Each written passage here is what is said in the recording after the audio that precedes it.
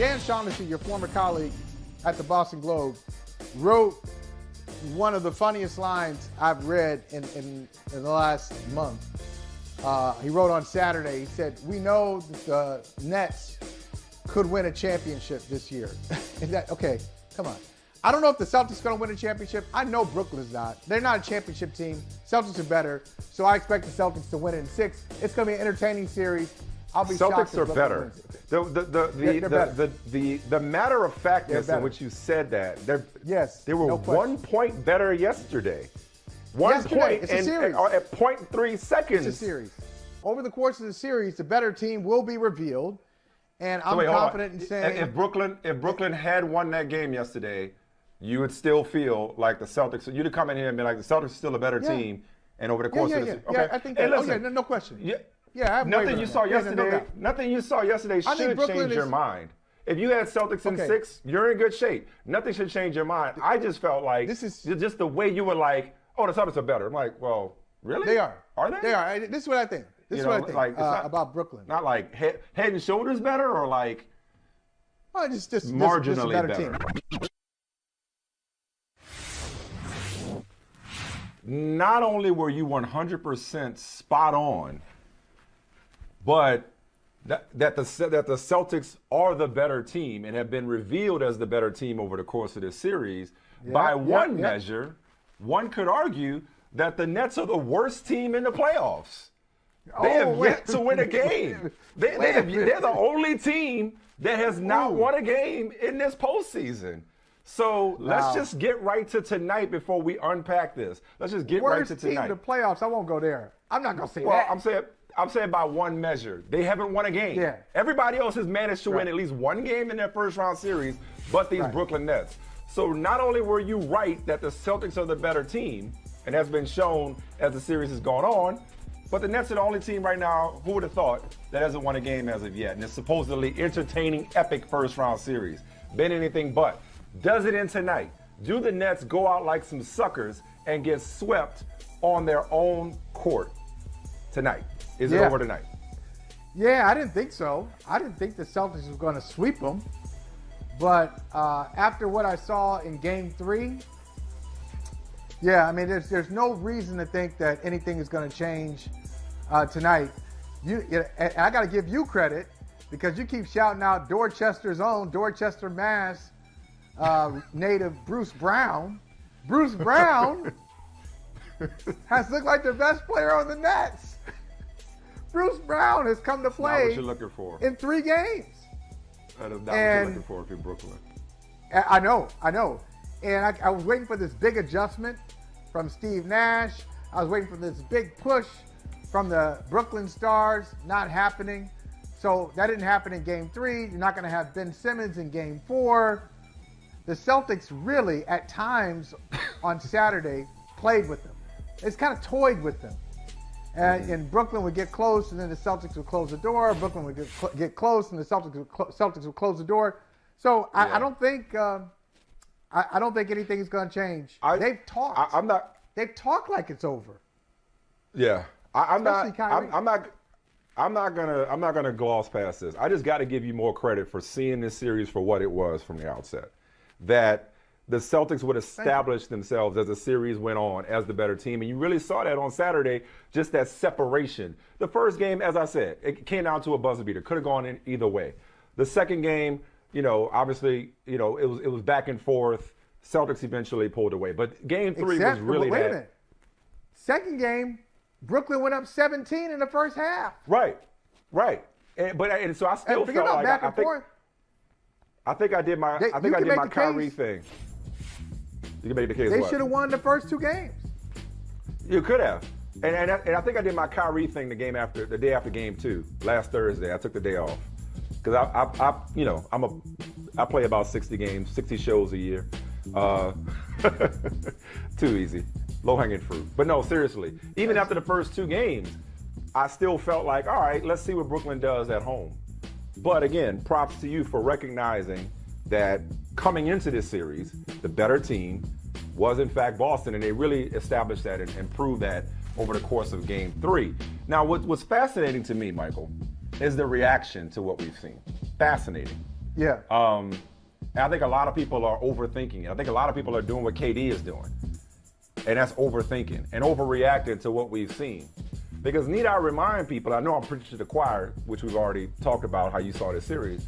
Need I remind people this is a 2-7 series for a reason. It's almost as if when things don't go the way we expect it to go, then we got to blame somebody for not showing up. When, to me, this is more about, this is where, if I can give myself, this is where I was a little kind of sort of right. You were 100% right. This is where I was half right. I said the one outcome I could not see was a quick Nets series. I could see a long Celtics series in their favor, a long Nets series in their favor. I did think they could win this coming in. Or a short Celtics series. This is only the best team in the league in 2022. And they got Robert Williams back after 2 games. Right. So I'm sorry. Like, the Celtics are better than the Nets. So Kyrie Irving coming out and saying, oh, you know, well, they've already gelled and we're just figuring out how to gel, that's better than the truth. The truth is the Celtics 2 stars, their dynamic duo is every bit as dynamic, if not more so, than the Nets dynamic duo. They're clearly the better defensive team. They're the better coach team. This looks like a 2-7 matchup, but for the names on the back of number 11 and number 7. Other than that, this is the way this series is supposed to be playing out. So I guess what stands out to me, Michael, over the course of the last couple of days, and they brought it on themselves, but it's the schadenfreude, the vitriol, the bitterness, because it just feels like, and this goes back to what KD was saying about Embiid, it feels like people just don't like these two dudes. Because a lot of people seem to be taking great pleasure in the demise of the Brooklyn Nets. But I wonder if it's both of them. Is it both of them or is it Kyrie? You know, you said it before. The word you used for Kyrie was polarizing. Mm-hmm. So yeah, polarizing, I get it with him. But with KD, is KD a polarizing guy? You tell me. I don't think so. Is he polarizing in the basketball community? Does basketball I think there are some America, people. does a global It community depends on look when at you him as a ask. polarizing guy? I think there's a lot of people that still think he's a snake. I think there's a lot of people who would never forgive him for leaving OKC after they collapsed down 3-1. I know that was a long time ago, but people won't let it go. And then goes to Golden State and joins a team that had won 73 games in a championship. He took the road less traveled, and by less traveled, I mean never traveled in the history of, you know, all-time great players. And I think there are a lot of people who will never live that down. But I think it's fascinating how people quickly forget that we are truly a society of Janet Jacksons, as in, what have you done for me lately? Right. Like, no so question. all of a sudden, we've forgotten games 5 and 7 against Milwaukee last year, and KD's a fraud? KD's a fraud who was just riding Steph Curry's coattails to 2 championships and 2 finals MVPs? That doesn't pass the test. And you know, even with that Paul Pierce tweet where he said Jason Tatum is passing, like, really, dude? Kevin Durant before our eyes. I'm not ready to say that. I'm not ready to say that, Don't you have to do a Paul. little bit more? I know, Paul, answer me this, Michael. That your number is up there in the Raptors. Can you be the best player in the series without being the better player in general? I think you can. Yeah. See see, I reject that. Look, Kevin Durant is everything he is. He's got the reputation that he does because of how he's playing right now and how he's played in the past. You can't throw the past out. You can't take away 2 finals MVPs. You can't take away MVP of the league. You can't take away the All-Star games and the All-NBA.